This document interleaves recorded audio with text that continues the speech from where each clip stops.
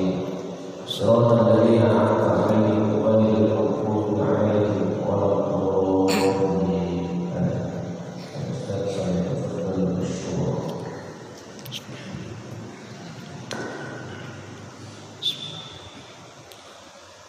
Assalamualaikum warahmatullahi wabarakatuh.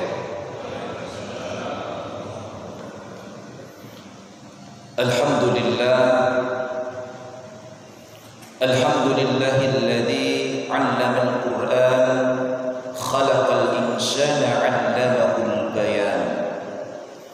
Asyhadu an la ilaha illallah wahdahu la syarika lah wa asyhadu anna Muhammadan abduhu wa rasuluhu la nabiyya ba'dah.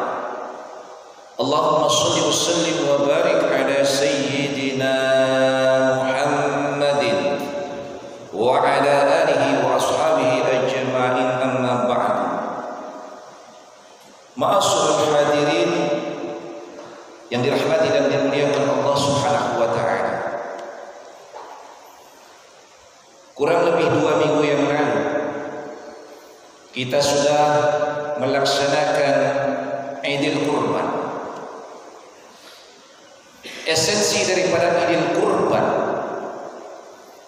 adalah bahwa dalam hidup kita ini kita dituntut oleh Allah Subhanahu wa taala untuk siap berkurban kapanpun.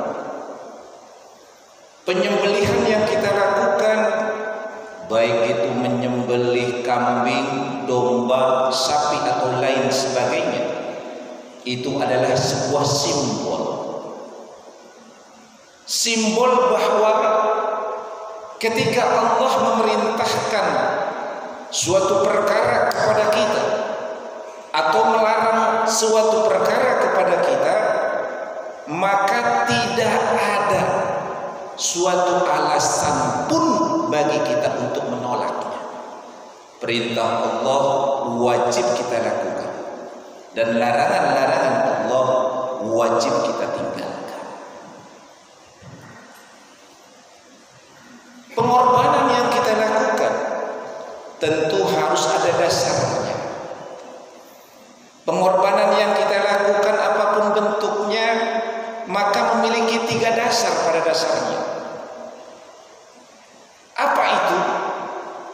Yaitu keikhlasan, keyakinan, dan kesabaran.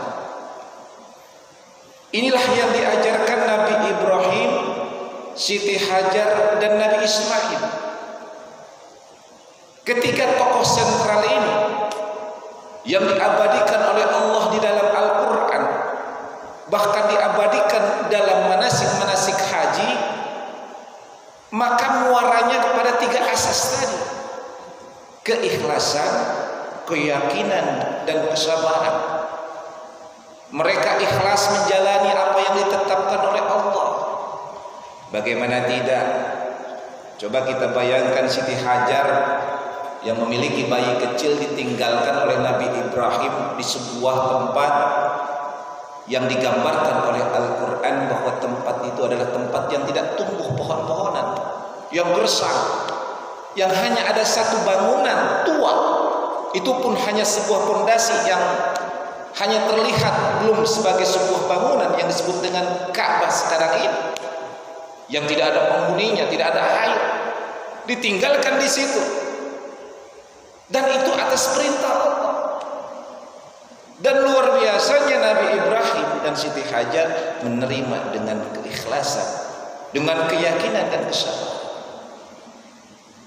Begitupun peristiwa ketika akan disembelihnya Nabi Ismail. Maka Nabi Ibrahim dengan Nabi Ismail ini dengan dasar keikhlasan, keyakinan, dan kesabaran melaksanakan apa yang diperintahkan Allah, walaupun kemudian Allah menggantinya dengan sembelihan lain. Sebentar lagi bangsa Indonesia kita akan melaksanakan sebuah perayaan yang luar biasa bagi negara ini, bagi bangsa ini. Momen yang sangat bersejarah dalam kehidupan berbangsa dan bernegara. Kita akan memproklamasikan kemerdekaan kita pada tanggal 17 Agustus. Kemerdekaan yang kita raih ini bukan main-main. Penuh dengan pengorbanan. Pengorbanan harta, nyawa yang tak terhingga. Mereka rela demi sebuah kemerdekaan. Dan hal itu diraih, dicapai, diwujudkan dengan keikhlasan, dengan keyakinan dan kesabaran. Kita bisa melihat bagaimana keikhlasan para alim ulama kita yang melahirkan, yang di dalam jiwa dan hatinya ditekadkan bahwa kemerdekaan ini adalah karena dorongan dan perintah Allah. Dengan dikuatkan dengan keyakinan bahwa apapun yang dikorbankan semua akan mendapatkan balasan dari Allah Subhanahu wa taala. Kalau berbicara tentang rasional, mana mungkin bambu runcing, golok bisa mengalahkan persenjataan yang lebih modern. Tetapi dengan niat yang karena Allah, didorongi semangat keyakinan yang bahwa Allah ma'ana, Allah bersama kami, dan juga diiringi dengan kesabaran menjalani perjuangannya, maka bangsa kita merdeka pada tanggal 17 Agustus tahun 1945 yang insya Allah beberapa minggu lagi akan kita peringati. Hadirin yang dirahmati Allah Subhanahu wa taala, bangsa dan negara ini terwujud itu atas berkat pengorbanan yang dilakukan oleh para pejuang bangsa kita, para alim ulama. Negara ini bisa terbentuk karena jasa umat Islam pada dasarnya, para alim ulama yang mencatat sejarahnya, walaupun tanpa menafikan peranan-peranan daripada umat-umat yang lain.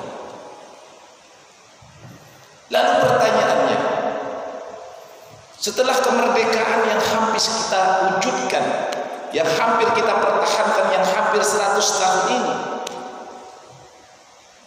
sudahkah kemerdekaan bangsa dan negara ini sesuai dengan keinginan daripada pejuang-pejuang yang berkorban demi kemerdekaan kita?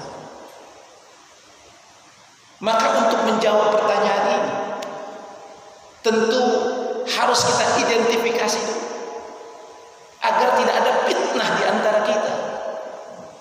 Jadi kalau bertanya, negara kita ini sudah benar atau belum? Negara kita ini sudah sesuai dengan aturan keinginan para pahlawan kita atau belum? Maka untuk melihatnya, yang pertama kita identifikasi syarat berdirinya negara itu ada 3. Yang pertama ada wilayah, yang kedua ada rakyatnya, yang ketiga ada pemerintahan yang berdaulat. Mari kita lihat dari wilayah kita. Wilayah Negara Kesatuan Republik Indonesia ini luasnya sangat luar biasa. 5,2 km persegi kurang lebih. 5,2 juta kilometer persegi dibandingkan dengan Malaysia yang hanya seperberapanya negara kita. Dengan pulaunya 17.000 pulau, dengan sukunya 718 suku, dengan bahasanya yang sangat luar biasa juga, dengan sukunya 1340-an, dengan bahasanya 718 bahasa. Ini tercatat. Sangat hebat wilayah kita, dengan kekayaannya yang luar biasa di daratan, di lautan. Kemudian kita lihat rakyatnya.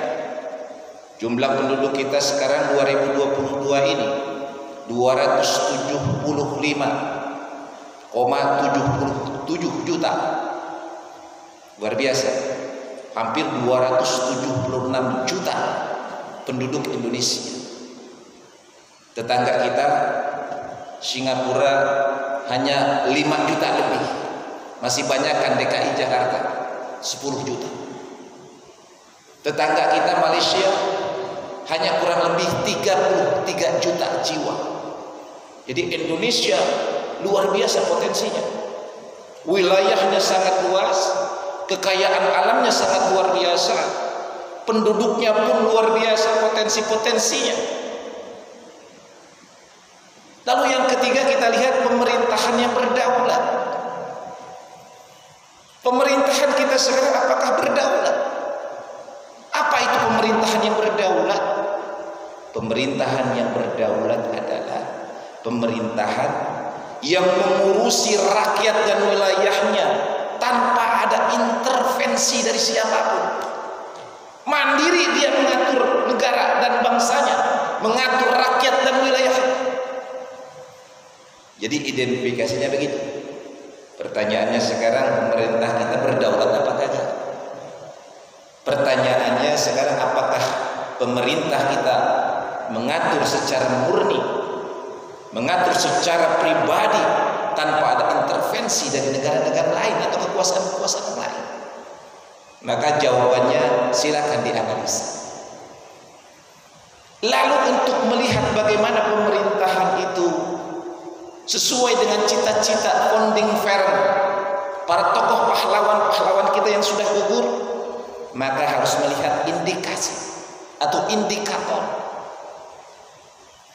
Maka indikator dari pemerintahan yang baik yang sesuai dengan cita-cita bangsa kita bisa kita lihat dalam pembukaan Undang-Undang 1945. Ciri pemerintahan yang baik yang pertama, melindungi segenap bangsa dan tanah air Indonesia, tumpah darah negara kita.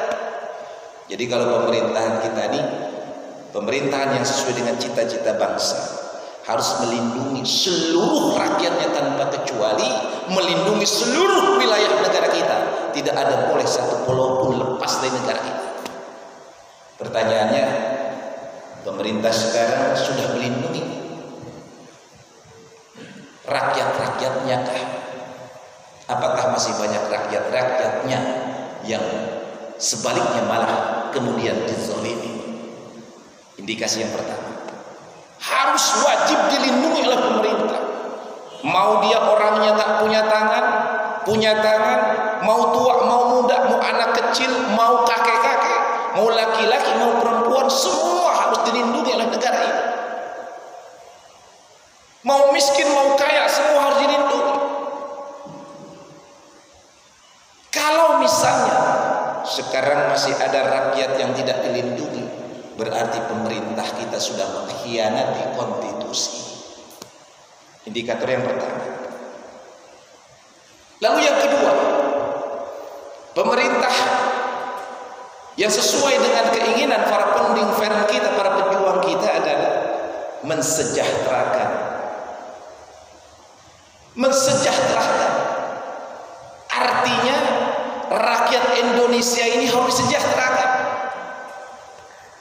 Sekarang kemiskinan tercatat 2022 kurang lebih hampir 10%. Walaupun pemerintah menyatakan ada penurunan dari 9,7 menjadi 9,5%. Tetapi kita catatlah, kita bulatkan 10%. Jadi kurang lebih masih ada 30 juta yang miskin yang tercatat. Itu yang tercatat. Itu yang tercatat. Kalau yang nggak tercatat, kita nggak tahu. Kenapa? Karena miskin ini kan harus dijelaskan apa itu miskin. Orang miskin itu orang yang makan sekarang, habis sekarang. Dia punya pekerjaan tapi sekedar cukup. Dan luar biasanya sekarang negara kita ini polanya rakyat itu suruh berhutang sekarang ini. Sesuai dengan negara kita yang banyak hutang, jadi rakyatnya pun disuruh hutang. Coba kalau bapak-bapak, ibu-ibu tanya tetangga sebelah atau diri sendiri, berapa persen dari wilayah kita di RT 19 atau 16 yang tidak berhutang? Mobil, kredit, motor, kredit, sampai baju daster kredit. Coba sekarang berhutang, ada penghasilan tapi tidak cukup. Makanya kemarin bantuan pemerintah diserbu, bansos diserbu, bahkan luar biasanya bansos dikebiri, dikorupsi besar-besar, luar biasa. Jadi identifikasi yang kedua, melihat pemerintah kita ini sudah sesuai atau tidak dengan keinginan para pahlawan kita adalah kesejahteraan umumnya. Sudah enggak masyarakat atau rakyat Indonesia sejahtera? Yang jawab silakan jawab sendiri. Lalu identifikasi yang ketiga atau indikator yang ketiga adalah mencerdaskan kehidupan bangsa. Mencerdaskan. Kalau cerdas berkaitan dengan intelektualitas. Jadi kalau orang cerdas itu berarti intelektualitasnya meningkat, sehingga ketika menghadapi problematika kehidupan tidak menggunakan emosional tetapi rasional yang dipakai. Mari kita lihat dari segi pendidikan. Sekarang pendidikan itu kan 9 tahun lah, atau 12 tahun yang diwajibkan sekarang sudah oleh pemerintah. Jumlah SD ada berapa sekarang? SD itu jumlahnya luar biasa, 148.893 SD sekarang seluruh Indonesia sekolah dasar. Tetapi ketika naik ke SMP itu jumlahnya menciut, tidak sebanding dengan SD. Angkanya sekitar 41 ribuan SMP dengan variannya, negeri kah, swasta kah, ibtidaiyah, sanawiyah kah, sekitar 41 ribu. Jadi nggak sebanding. SD-nya banyak, SMP-nya menciut. Tingkat ke SMA-nya semakin menciut. SMA ada SMK, semakin sedikit. Perguruan tingginya pun semakin sedikit. Hanya di angka 3.000 atau 4.000 perguruan seluruh Indonesia. Jadi kalau kita lihat pendidikan ini, fasilitas untuk SD, SMP dan SMA-nya saja tidak sinkron. Harusnya kalau SD-nya 148.000, ya SMP-nya juga ya 100.000 lebih lah. Ini masih di angka 41 atau 42.000. Jadi tidak sinkron. Makanya banyak orang-orang putus sekolah. Di antaranya, ya kalau di kampung Pak, walaupun sekarang sudah wajib, tapi masih banyak orang paling banter SD SMP. Di kampung saya aja di Garut, orang SMP udah gede bisa nyukur dia ke Jakarta. Iya, malas melanjutkan sekolah ke SMA, padahal sudah lumayan daerahnya. Sekarang masih banyak orang yang masih sampai SMP. Entahlah di daerah-daerah yang cukup terpencil, yang kita luar biasa. Kalau di Pulau Jawa kan sudah sangat terkontrol. Jawa Barat, Jawa Tengah, Jawa Timur sudah terkontrol oleh pemerintah. Tapi nggak tahu di Kalimantan, Sulawesi, di Papua apakah sudah sama terkontrol di bidang pendidikannya. Jadi indikator dari pemerintahan yang sesuai dengan keinginan bangsa kita adalah di mana rakyatnya cerdas. Lalu kemudian kehidupan sekarang ini kan pasti kita menginginkan bangsa kita ini baldatun thayyibatun wa rabbun ghafur, aman, sejahtera, sentosa. Apakah itu sudah terwujud? Maka untuk melihatnya adalah bagaimana tadi. Apakah masyarakatnya, mereka sudah kesejahteraannya tercukupi? Apakah pendidikannya sudah sesuai dengan standarisasi internasional? Kemudian apakah masyarakatnya atau rakyatnya terlindungi? Apabila ini tercukupi, maka pemerintah kita insya Allah sesuai dengan apa yang diinginkan oleh founding parent kita, para pendiri bangsa ini. Tapi kalau di masyarakatnya muncul ketakutan, mau bicara ngeri-ngeri sedap, mengkritik pemerintah dianggap menghina, ini namanya sesuatu yang sesuai dengan keinginan dari para pendiri bangsa ini. Negara kita bentuk negara kesatuan, bentuk pemerintahan republik. Artinya apa? Kita menganut bahwa rakyat ya yang memiliki kuasa dalam berbangsa dan bernegara ini. Jadi kalau di masyarakat masih ada ketakutan, kekhawatiran, kelaparan, masih mikirin masalah perut, tingkat kriminalitas tinggi, maka tentunya kita harus melihat what's wrong, aya naon, ada yang salah di mana. Maka dari sisi ketatanegaraan, pemerintahan kita harus segera dibenahi agar sesuai dengan amanah daripada pembukaan Undang-Undang Dasar 1945. Lalu bagaimana kita melihat dari sisi agama Islam, dari sisi keyakinan kita sebagai seorang muslim, dan arahan daripada Al-Quran, arahan daripada sunnah, arahan daripada Allah dan Rasulullah. Maka sebagai sebuah pedoman, kita bisa melihat di dalam Al-Quran surat ke-7 ayat ke-96, di mana Allah Subhanahu wa taala berfirman, A'udzu billahi minasyaitonir rajim. Walau anna ahlal qura amanu wattaqau lafatahna alaihim barakatin minas samai wal ard walakin kadzabu fa akhadnahum bima kanu yaksibun.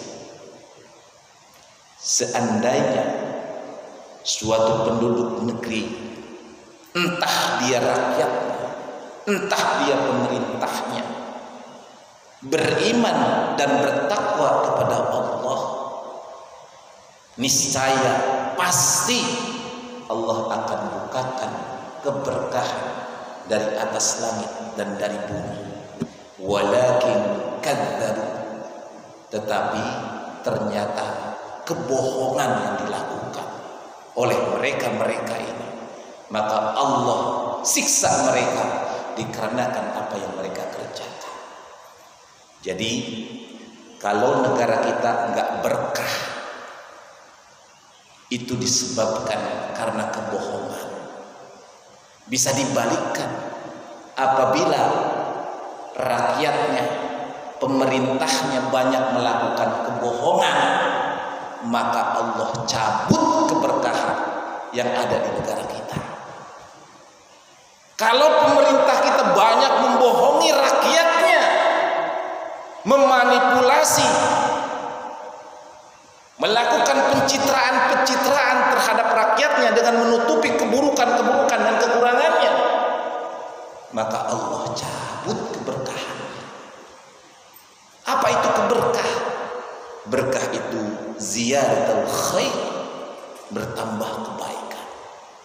Jadi kalau negara kita ini ingin sejahtera, jangan suka berbohong.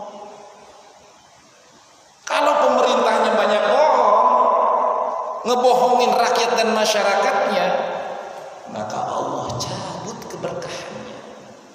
Kalau orang hidup nggak berkah, masya Allah, innalillah.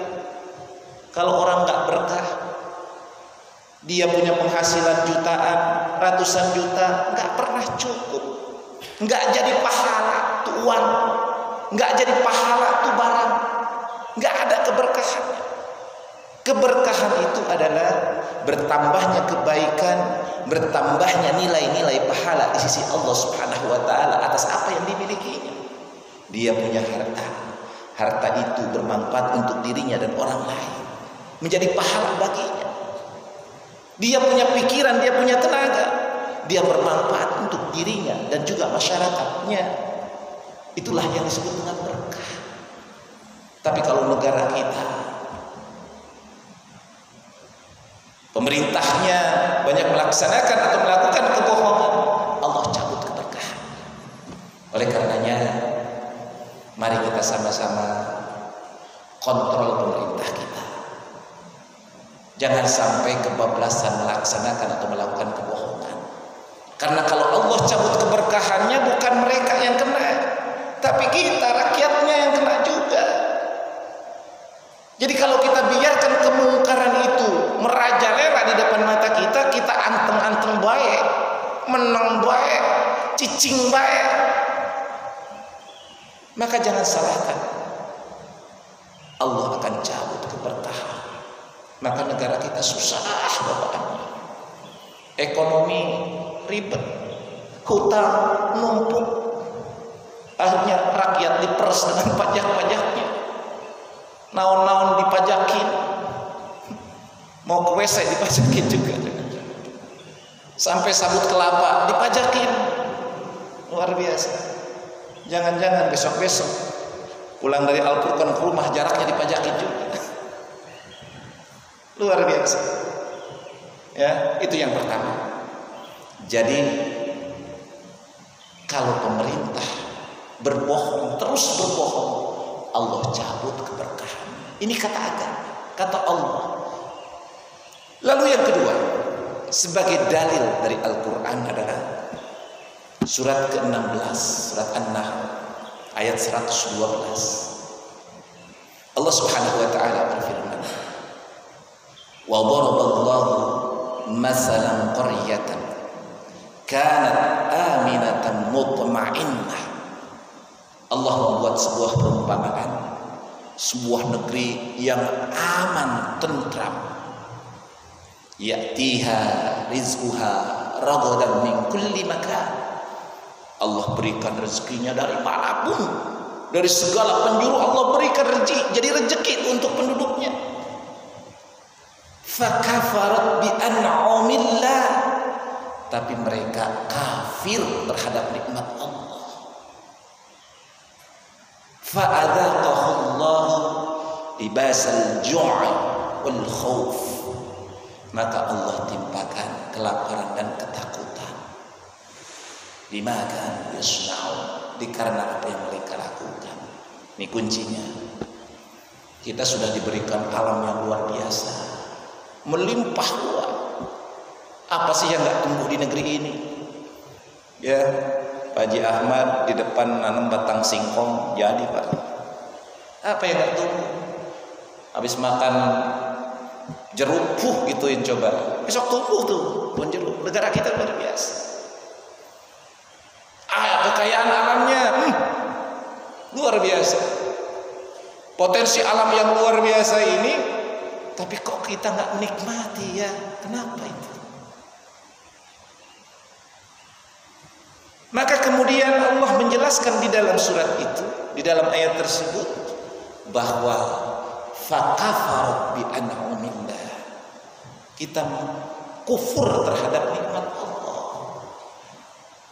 tidak bersyukur terhadap nikmat Allah, bahkan kafir. Maka kalau kita mengingkari nikmat-nikmat Allah itu, maka Allah timpakan ketakutan, kelaparan. Maka jangan salah, sekarang kita dalam kondisi ketakutan luar biasa. Kenapa? Karena kafir terhadap nikmat Allah. Padahal nikmat Allah dicabut satu saja, kita sekarang sudah pakai tutup mulut itu hidung, pakai masker kita. Ya, satu nikmat Allah dicabut, diberikan sebuah peringatan dengan penyakit yang sekarang nggak ada juntrungnya, nggak pernah kita lihat bentuknya, cuman ketakutan seperti hantu. Kalau orang bilang di daerah saya, ditakut-takutin sama jurig. Nggak pernah lihat kok takut. Di kampung saya begitu. Kalau tengah malam takut lewat kuburan, katanya ngelambai-lambai, padahal pohon pisang ngelambai. Ditakuti oleh sesuatu yang tidak pernah kita lihat dengan mata kepala sendiri. Tetapi kita takut. Maaf, bukan saya nggak percaya dengan corona ini, walaupun banyak kasus-kasus di rumah sakit. Tapi apa iya kita sudah hampir 3 tahun? Jangan-jangan nanti jadi terbiasa pola pakai masker sampai seumur-umur bangsa ini. Kalau dulu kan orang pakai masker itu kan diledekin. Bahkan Menteri Agama dulu kan perempuan pakai burkah tutup tidak diperbolehkan. Ya, sekarang ke instansi-instansi pemerintah semua begini. Menteri Agama mantan dulu, ya kan? Maka sampai kapan? Apa kita akan seperti ini terus? Kita kembali. Jadi manakala penduduk suatu negeri, entah rakyatnya, entah pemerintahannya, dia mengkafiri terhadap nikmat-nikmat Allah, maka Allah timpakan ketakutan dan kelaparan. Lalu bagaimana cara kita meningkatkan keimanan dan ketakwaan? Karena tadi di dalam surat ke-7 dijelaskan, kalau kita beriman dan bertakwa, maka Allah bukakan keberkahan. Kita sudah diberikan nikmat yang melimpah di negara ini, maka kuncinya iman dan takwa. Maka esensi meningkatkan iman dan takwa itu yang paling signifikan yang harus kita lakukan sekarang ini adalah sebagaimana Allah jelaskan di dalam surat ketiga ayat 104, wal takum minkum ummatun yad'una ilal khair wa ya'muruna bil ma'rufi wa yanhauna 'anil munkar wa ulaika humul muflihun. Amar ma'ruf nahil munkar. Agar terwujud iman dan takwa dalam kehidupan berbangsa dan bernegara kita ini, maka kewajiban kita sekarang amar ma'ruf nahil munkar. Berjihad kita, bersungguh-sungguh perintahkan kebaikan untuk diri kita pribadi, untuk keluarga kita, untuk masyarakat kita, untuk negara kita. Makanya kita menghimbau kepada masyarakat, yuk kita penuhi masjid kita, kita laksanakan sholat secara berjamaah. Subuh kita undang mereka, adakan kegiatan-kegiatan keagamaan. Salah satu daripada program amar ma'ruf. Tapi jangan sebatas kegiatan ritual. Amar ma'ruf harus berimbas kepada kegiatan-kegiatan sosial. Kita harus lillahi ta'ala melaksanakan amar ma'ruf karena Allah. Jadi kalau nyumbang itu karena Allah, bukan karena kepentingan politik. Sekarang kan mau 2024 sudah mulai panas-panas membara. Ya. Maka kalau nyumbang itu membantu tuh amar ma'ruf, memerintahkan kebaikan, jangan bernuansa politik. Lalu mencegah kemungkaran, ini tugas kita bersama. Ya. Masalah narkoba masih masalah terbesar di negara kita. Masalah korupsi juga masalah yang sangat besar di negara kita. Ya tak habis-habisnya korupsi. Ya, kapan habisnya nih korupsi? Nggak habis-habis nih korupsi. Ya, narkoba juga luar biasa. Sudah merambah kepada instansi-instansi pemerintah dan pejabat-pejabat publik negara. Narkoba ini belum kriminalitas.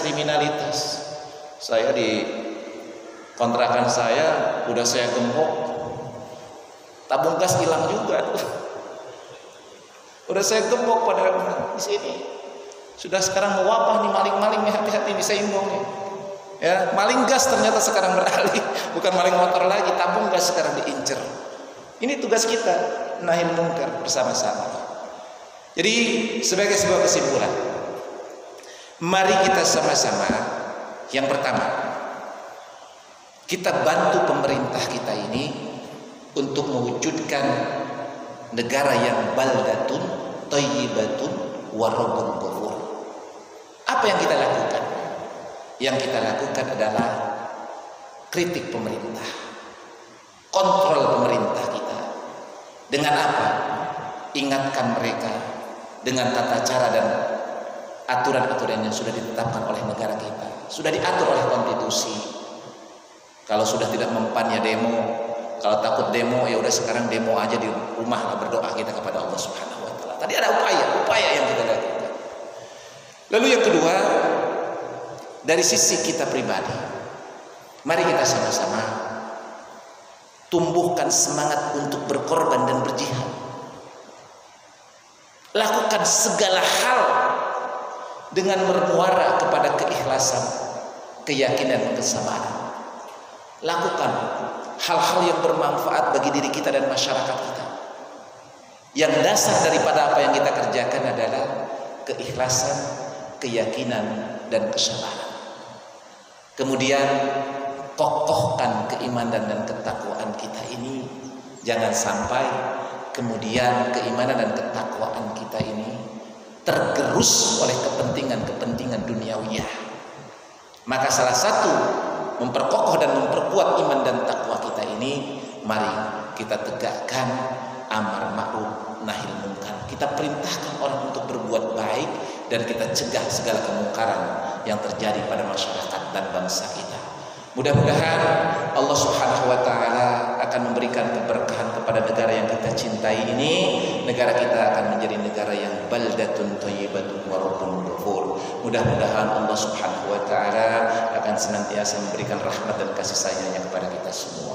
Itu saja yang bisa saya sampaikan pada kesempatan yang berbahagia ini.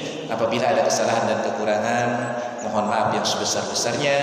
Usikum wa nafsi bittaqullah. Assalamualaikum warahmatullahi wabarakatuh. Terus ya, karena budaya yang menjadi tematik pada isu hari ini, mudah-mudahan memberikan pemahaman juga motivasi dan inspirasi untuk kita semua, sebagaimana nilai-nilai yang kita lakukan baik secara agama maupun juga dari sisi negara, dan mudah-mudahan dapat kita aplikasikan, amalkan, dan juga kita kembangkan kepada kehidupan kita sehari-hari.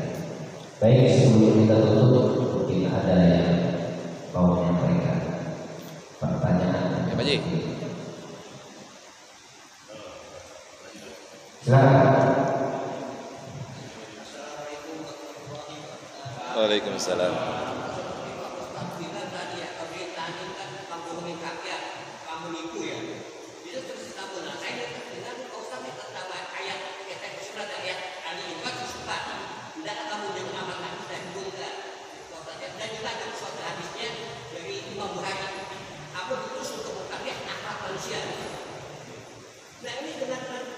Timbulnya akhlak kita karena evolusi akhlak sehingga menimbulkan suatu bencana kan anggaplah. Jadi karena evolusi itu kadang membuat alias dia setuju kemudian ada dia sebagai akhlak ini. Nah ini kalau saja pertanyaannya apakah penting pasal yang disebutkan oleh ahli evolusi akhlak, apa pentingnya kota? Apakah penting buat bagi kehidupan umat manusia kota? Buat umumnya bagi manusia kota. Itu aja kota kelihatannya ini repot saat ini sebagai kami sekali kota. Terima kasih. Apa pentingnya evolusi akhlak? Ya, saya perhatikan saja ya. Baik, apa sih signifikan atau pentingnya revolusi akhlak yang sekarang oleh Al-Habib yang begitu dikumandangkan untuk kita semua umat Islam. Akhlak ini kan esensi ajaran selain tauhid yang dibawa oleh Nabi Muhammad SAW adalah akhlak dalam pengertian akhlakul karimah. Dan Islam ini adalah akhlakul karim. Kalau kita bicara atau kita bahas kitab-kitab tarikh maupun hadis Nabi SAW, sangat banyak bagaimana orang-orang yang masuk Islam dengan akhlak. Di antaranya Umar bin Khattab saja masuk Islam dengan akhlak. Akhlak dari bagaimana saudara perempuannya membacakan ayat Al-Quran dan juga akhlak Rasulullah. Banyak sudah para sahabat-sahabat yang masuk Islam dengan akhlak. Maka kalau berbicara apa sih signifikan revolusi akhlak, berarti ada yang miss di situ dengan akhlak negara kita atau akhlak umat kita di negara ini.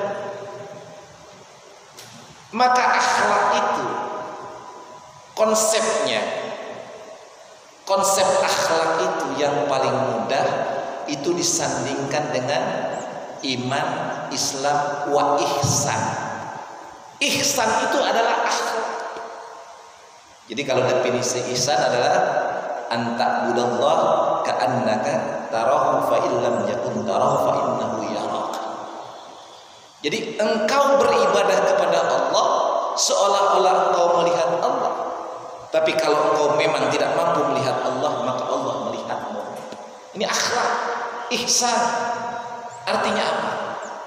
Orang yang berakhlak yang paling esensi adalah dia akan selalu merasa diawasi oleh Allah, sehingga tidak akan berani melanggar perintah Allah. Mau dia terang-terangan di depan masyarakat atau umum, maupun dia tersembunyi, dia akan merasa selalu diawasi oleh Allah. Maka esensi revolusi akhlak adalah bagaimana menghadirkan keimanan ketakwaan yang diimplementasikan dengan merasa diri diawasi oleh Allah, sehingga dia akan senantiasa menjaga sikap dan perilakunya agar tidak menzalimi dirinya dan orang lain. Ini sangat penting. Kalau pemerintah nggak berakhlak, di depan kita manis-manis, pencitraan, wah saya akan ngurusin engkau, di belakang duit ditilem, di belakang memanipulasi data, memanipulasi keuangan. Akhlak. Maka esensi akhlak adalah merubah masyarakat yang dalam kondisi melakukan kezaliman, kerusakan menjadi masyarakat yang senantiasa merasa diawasi oleh Allah Subhanahu wa taala. Simpelnya begitu. Jadi sangat penting karena banyak di antara kita umat Islam, rakyat ini yang merasa bahwa dirinya tidak diawasi oleh Allah. Makanya di depan orang baik, di belakang dia bebas melaksanakan kemafsadatan dan kemaksiatan. Jadi esensi paling penting Rasulullah, inti daripada ajarannya selain tauhid adalah akhlak. Maka kita kembalikan, mari kita sama-sama permasalahan degradasi moralitas atau akhlak ini dibangun kembali dengan revolusi, artinya bergerak cepat.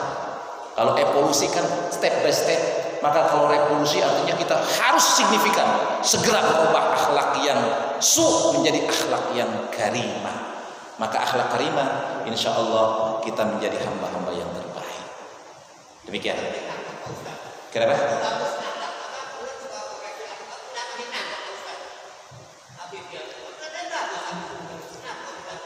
Saya tidak akan menjawab itu secara gamblang, tetapi itulah kekuasaan. Kalau kekuasaan dia merasa bahwa akan merongrong kekuasaan, maka tak pandang ketek namanya, nggak pandang bulu dia.